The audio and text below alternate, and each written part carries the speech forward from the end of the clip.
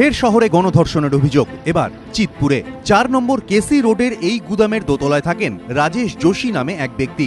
Police সূত্রে খবর, এদিন সকাল 7:30 নাগাদ তিনি দেখেন গুদামের সামনে দাঁড়িয়ে রয়েছে একটি টাটা 407। গাড়ির পাশে দাঁড়িয়ে পোশাক পরছেন এক মহিলা, পাশে দাঁড়িয়ে 3-4 জন যুবক।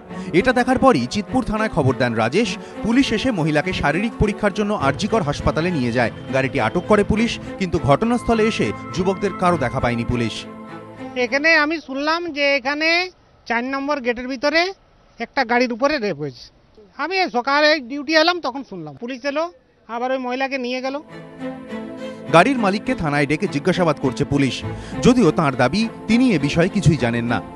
407 গাড়ি ওইখানে পার্কিং করে আমরা বাড়ি চলে যাই।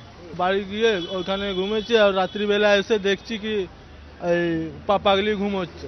আমি তো বাড়িতে ছিলাম, আমি কি করে বলবো কি আমার গাড়িতে পাগলি ঘুমোচ্ছিল গাড়িতে।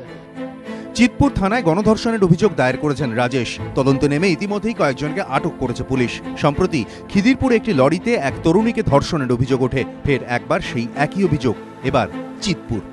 ময়ূর ঠাকুর চক্রবর্তী, এবিপি আনন্দ, কলকাতা।